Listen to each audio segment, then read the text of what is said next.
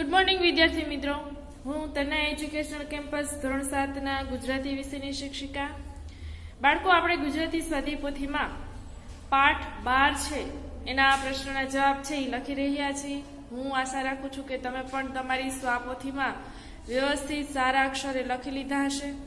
તો હવે આપણે જે બાકી છે પાઠ ત્યાંથી સ્ટાર્ટ કરીએ. પ્રશ્ન 11, નીચેના શબ્દોની જોડણી સુધારો. એમાં પ્રશ્ન 1 વિવાહ, તો આપણે સાચી જોડણી લખીશું.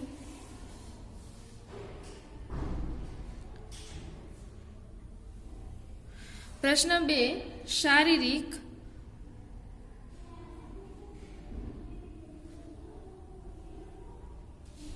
ત્યારબાદ છે પરિણામ,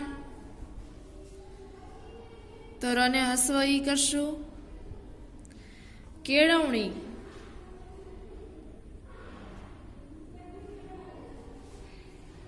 ત્યારબાદ નિશાળીઓ,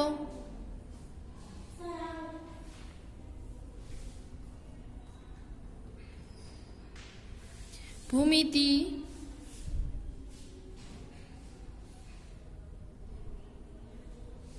પ્રીતિ,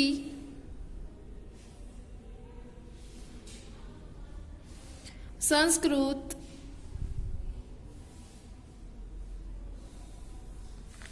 વિદ્યાર્થી,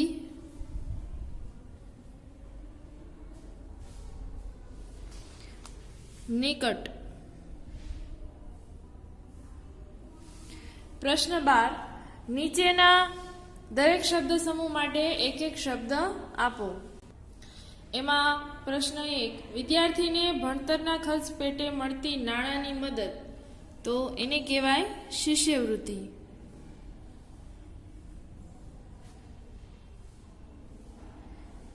ત્યારબાદ પ્રશ્ન 2, ભૂમિતિના સિદ્ધાંતને સાબિત કરવા માટેની એક તાર્કિક પદ્ધતિ, તો પ્રમેય. યહૂદી પ્રજાની પ્રાચીન ભાષા હિબ્રુ.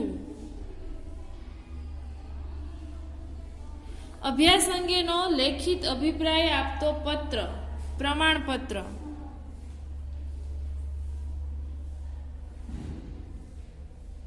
ત્યારબાદ પ્રશ્ન 5, સહન ન થાય તેવું, તો અસહ્ય. પ્રશ્ન 13, પાકા ઘડે કાંઠા ન ચડે કહેવત સમજાવો. તો એની સમજૂતીમાં આપણે લખીએ, યોગ્ય સમયે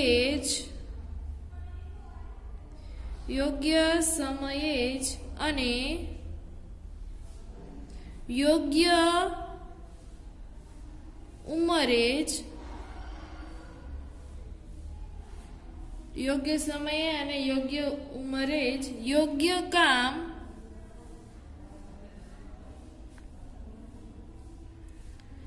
કે સમજણ, યોગ્ય કામ કે સમજણ આવે.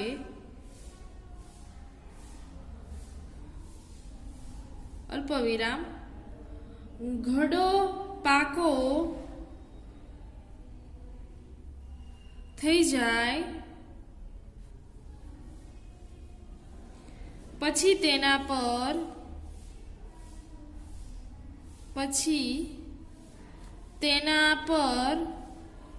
કાઠલો બેસાડી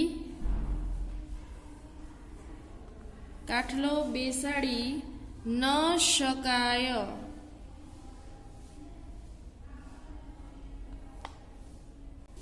પ્રશ્ન 14, નીચેના વાક્યોના પ્રકાર ઓળખાવો. પ્રશ્ન 1, હું આવતીકાલે નડિયાદ પહોંચવાનું છું, તો અહીંયા આવશે વિધાન વાક્ય. ત્યારબાદ પ્રશ્ન 2, હું ખોટો નથી એમ કેમ સિદ્ધ કરું, તો પ્રશ્નાર્થ વાક્ય.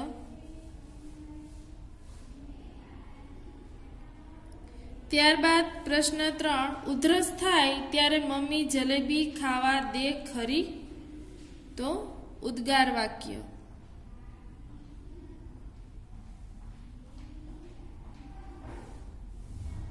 ત્યારબાદ પ્રશ્ન 4, મારો અભ્યાસ ચાલુ રહ્યો. વિધાન વાક્ય.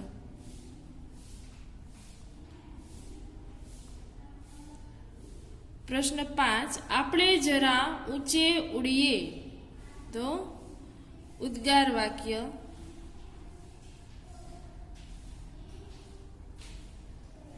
ગાંધીજીને કઈ વાત અસહ્ય થઈ પડતી. પ્રશ્નાર્થ વાક્ય.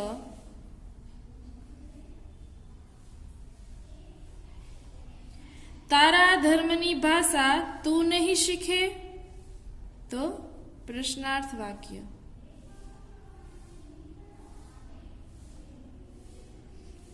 પ્રશ્ન 8, ગાંધીજી તે ગાંધીજી. કયું વાક્ય થશે બાળકો? ઉદ્ગાર વાક્ય.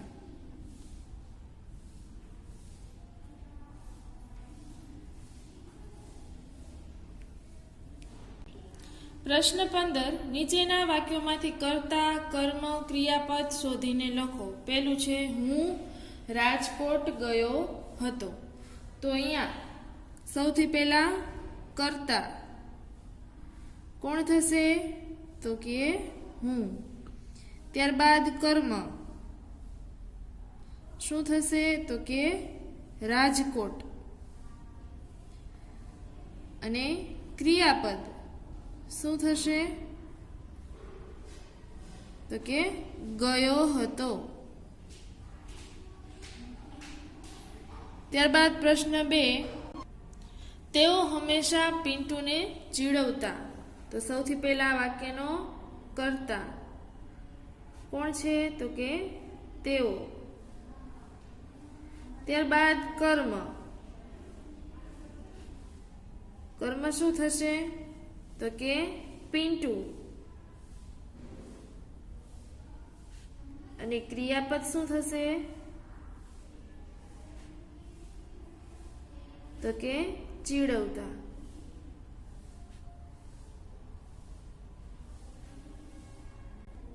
ત્યારબાદ પ્રશ્ન 3, શિક્ષક બહુ કડક હતા. તો વાક્યનો કર્તા શિક્ષક. કર્મ શું થશે?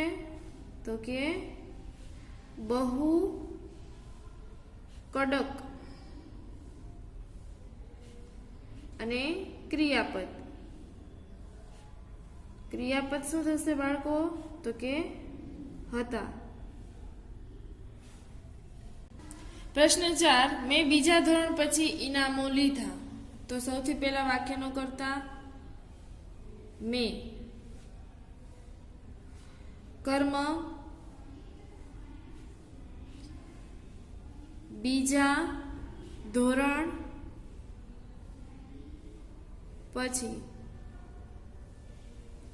ક્રિયાપદ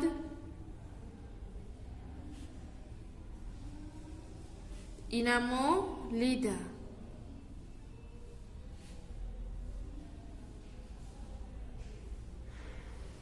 પ્રશ્ન 5, ગાંધીજી ત્યારે સંસ્કૃત ભણતા. સૌથી પહેલા કર્તા કોણ છે? તો કે ગાંધીજી. કર્મ કોણ છે? તો કે સંસ્કૃત. અને ક્રિયાપદ કોણ છે? તો કે ભણતા. એવી જ રીતે જોઈએ પ્રશ્ન 6, હેડમાસ્ટર પદ્ધતિસર કામ કરતા. સૌથી પહેલા વાક્યનો કર્તા કોણ છે? તો કે હેડમાસ્ટર.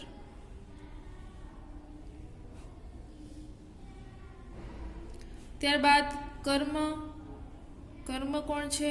તો કે પદ્ધતિસર. અને ક્રિયાપદ તો કામ કરતા. ત્યારબાદ છે બાળકો પ્રશ્ન નંબર 7. પ્રશ્ન નંબર 7 છે, ગાંધીજી ઉર્દુને અલગ ભાષા ગણતા નહીં. બરાબર? તો સૌથી પહેલા વાક્યનો કર્તા કોણ છે? તો કે ગાંધીજી.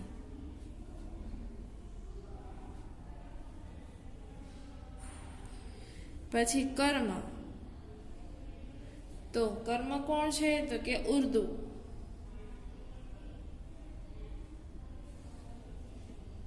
ત્યારબાદ ક્રિયાપદ, તો ક્રિયાપદ શું છે ગણતા નહીં, ગણતા નહીં.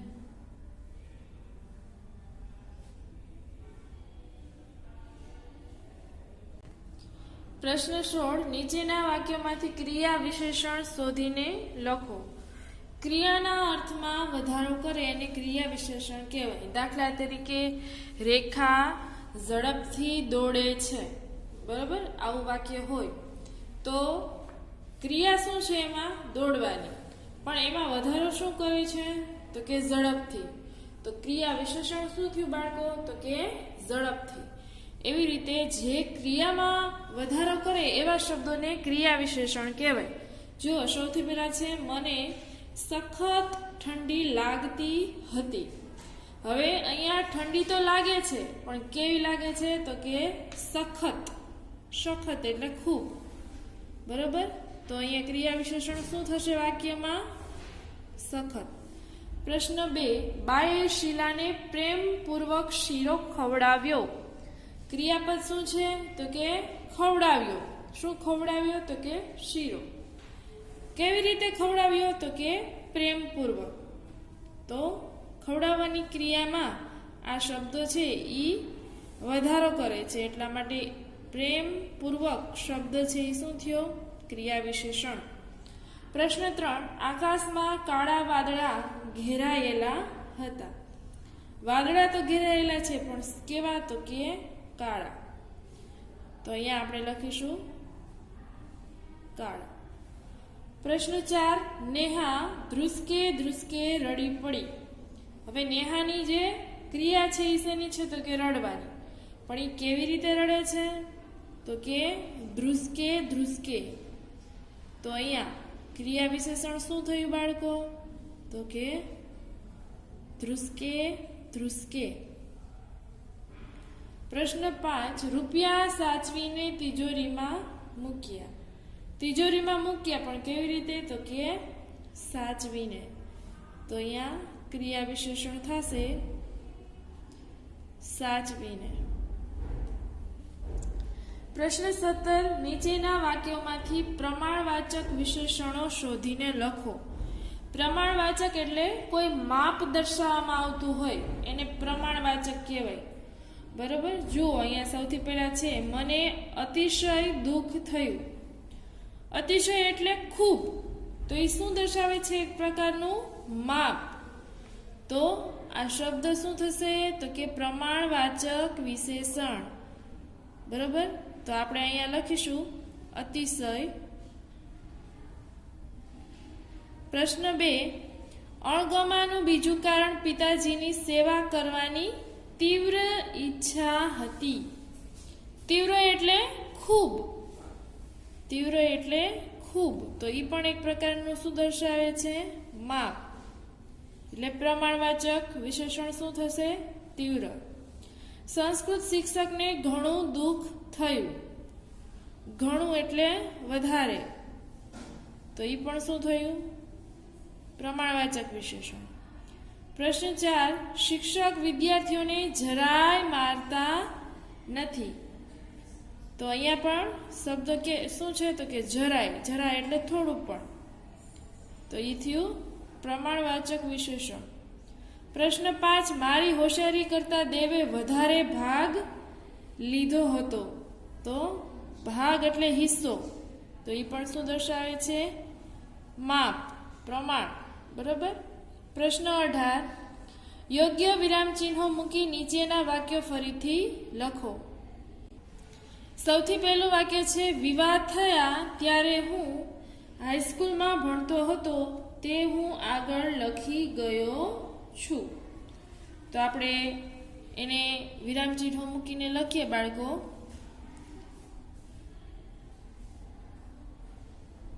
વિવાહ થયા ત્યારે હું હાઈસ્કૂલમાં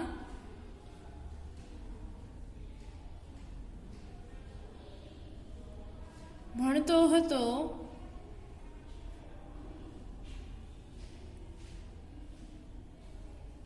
તે હું આગળ લખી ગયો છું.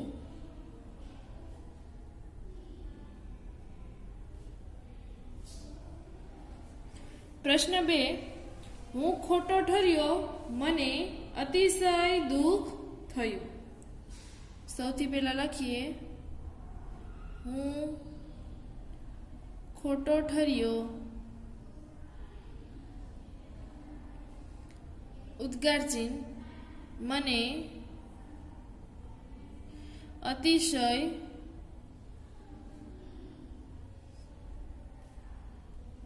દુઃખ થયું.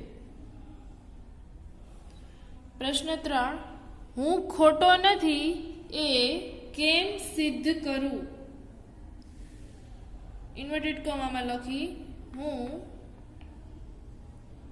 ખોટો નથી, ઇન્વર્ટેડ કોમા પૂરા, એ કેમ સિદ્ધ કરું?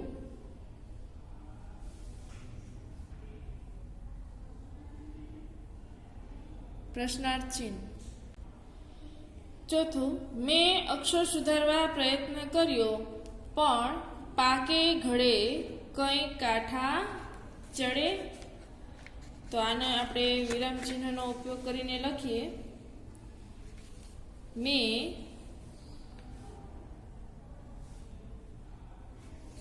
અક્ષર સુધારવા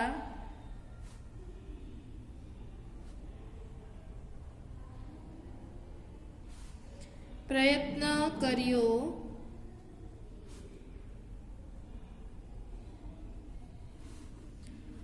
અલ્પવિરામ પણ પાકે ઘડે કંઈ કાંઠા ચડે. પ્રશ્નાર્થ ચિહ્ન. પ્રશ્ન 19, નીચેની સંજ્ઞાઓના પ્રકાર લખો. બાળકો, આપણે સંજ્ઞાઓ શીખી ગયા બરાબર ને પહેલા સેમેસ્ટરમાં. જે વિદ્યાર્થીઓ એનો વિડીયો જોયો હશે એને ખ્યાલ આવી જશે.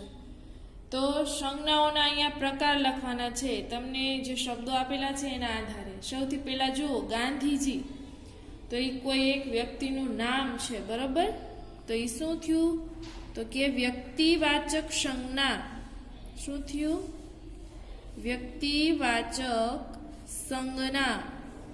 એવી જ રીતે પ્રશ્ન 2, હાઈસ્કૂલ, તો એ સમગ્ર હાઈસ્કૂલને લાગુ પડતો શબ્દ છે, તો જાતિવાચક સંજ્ઞા.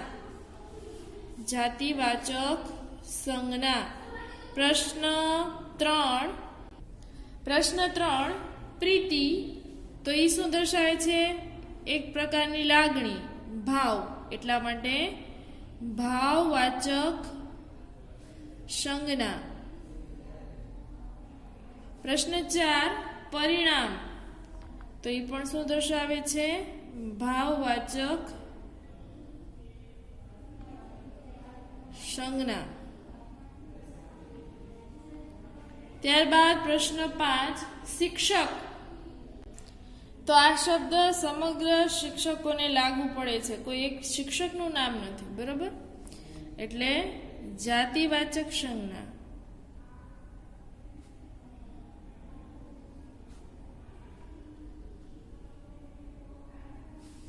ક્રિકેટ, તો વ્યક્તિવાચક, માત્ર એક રમત છે, એનું નામ છે, એટલા માટે વ્યક્તિવાચક સંજ્ઞા. ટુકડી, તો સમૂહવાચક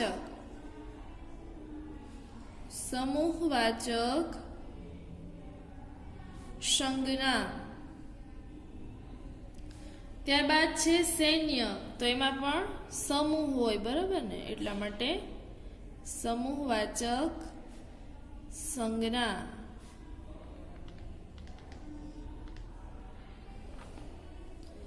બાળકો અહીંયા પાઠ 12 છે એ પણ કમ્પ્લીટ થાય છે. તમારે દરેક પ્રશ્નોના જવાબ સુંદર અક્ષરે તમારી સ્વાપોથીમાં લખવાના છે, પાકા કરવાના છે.